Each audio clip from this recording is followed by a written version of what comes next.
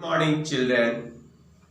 आज हम लोग संकल्प फॉर सक्सेस में मैथ के एक चैप्टर्स को पढ़ेंगे जिसका नाम है लाभ हानि।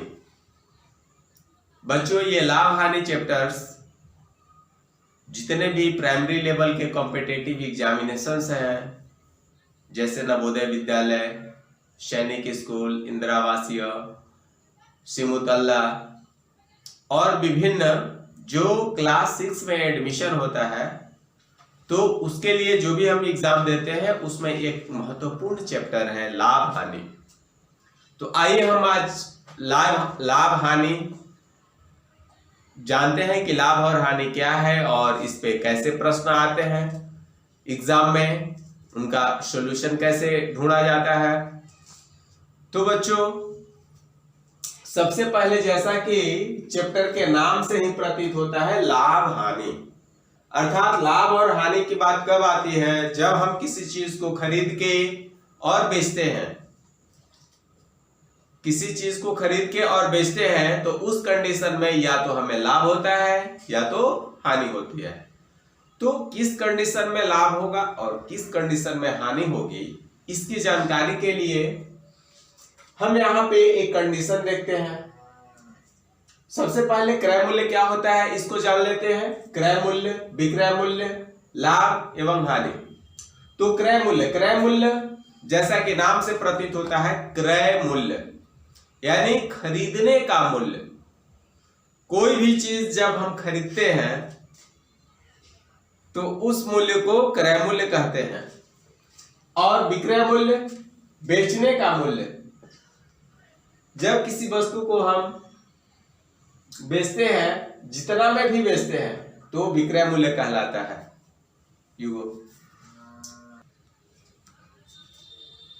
तो यहां पे एक कंडीशन है क्रय मूल्य, विक्रय मूल्य। क्रय मूल्य अगर अधिक है और विक्रय मूल्य कम है तो उस कंडीशन में, क्रय मूल्य अधिक है विक्रय मूल्य कम है तो उस कंडीशन में हानि होगी। और जब विक्रय मूल्य अधिक रहे और क्रय मूल्य कम रहे तो उस कंडीशन में लाभ होगा। अर्थात कहने का मतलब यह है कि किसी वस्तु को हम कम में खरीदे और अधिक में बेच रहे हैं तो उस कंडीशन में हमें लाभ होगा। और जब किसी वस्तु को हम अधिक में खरीद रहे हैं और कम में बेच रहे हैं तो उस कंडीशन में हानि होगी। तो आइए कुछ फार्मूला को हम लोग देखते हैं। यहां पे लाभ बराबर विक्रय मूल्य माइनस क्रय मूल्य, यानी कि लाभ किस कंडीशन में होता है? जब विक्रय मूल्य अधिक होता है और क्रय मूल्य कम होता है। तो विक्रय मूल्य में से क्रय मूल्य को जब हम घटाते हैं तो लाभ होता है। विक्रय मूल्य बराबर क्रय मूल्य प्लस लाभ। क्रय मूल्य में लाभ को जोड़ देंगे तो विक्रय मूल्य प्राप्त कर सकते हैं।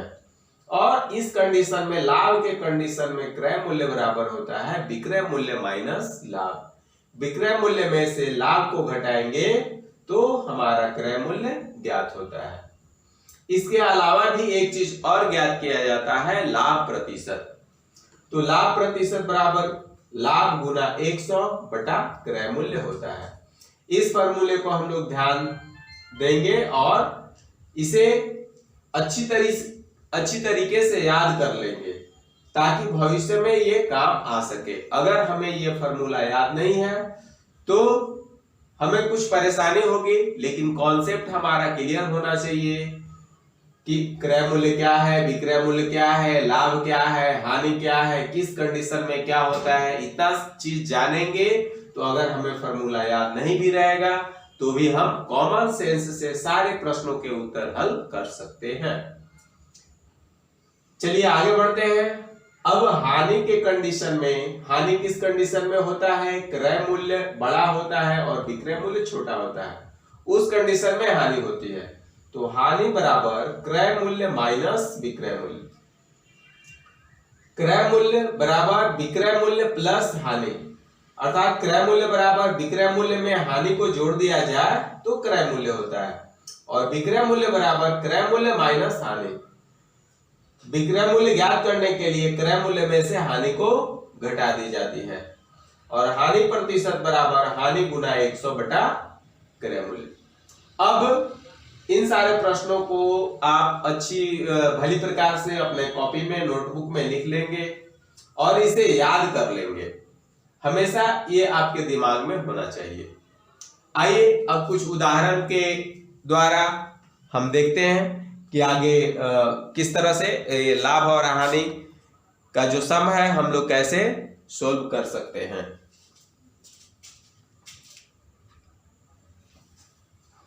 तो यहाँ पे उदाहरण 1 है, क्रय मूल्य बराबर 500 रुपया, विक्रय मूल्य बराबर 550 रुपया।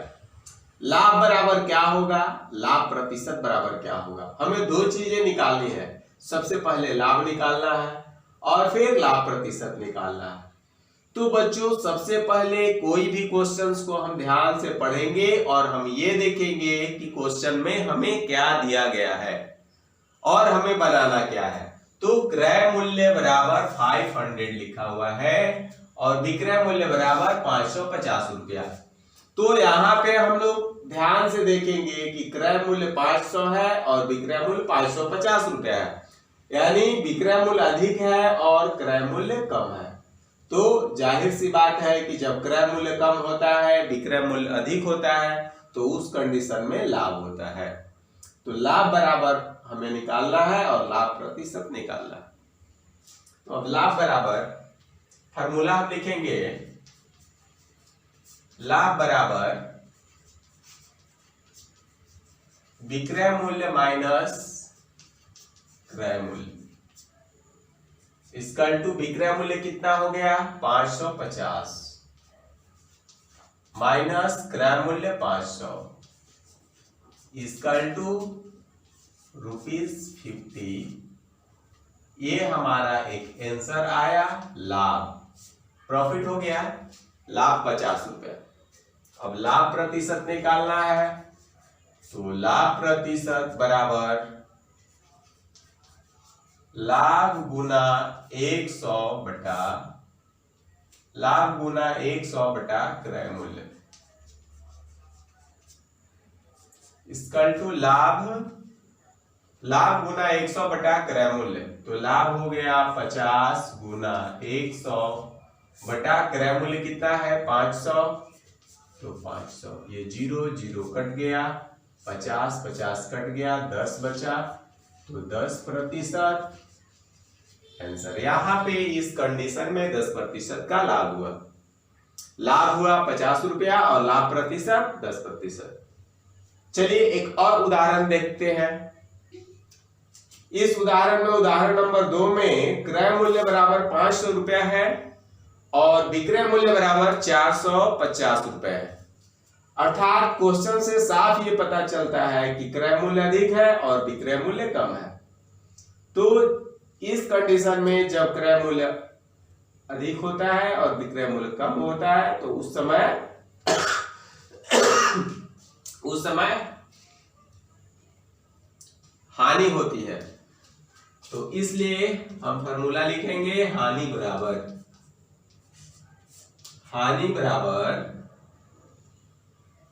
क्रय मूल्य माइनस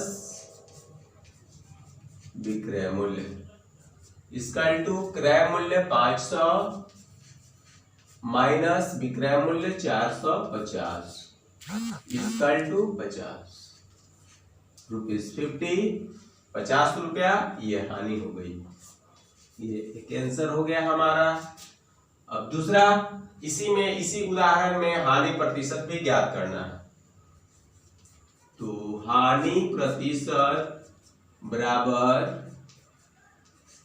हानि गुना 100 बटा क्रय मूल्य इसकल टू हानि 50 गुना 100 बटा क्रय मूल्य 500। 0 0 कट गया, 50 50 10%, यानी हानि भी 10% का हुआ। तो बच्चों इन सारे चीजों को आप लोग ध्यान से देखेंगे और इस चैप्टर से संबंधित जितने भी क्वेश्चंस हैं आपके पास जो भी बुक है उस बुक से लाभ हानि चैप्टर को निकालेंगे और सारे प्रश्नों को बनाएंगे। बनाने के दरमियान आपको जो जो समस्या आएगी अगले क्लास में मैं उन सारे समस्याओं का हल दूंगा। थैंक यू, धन्यवाद।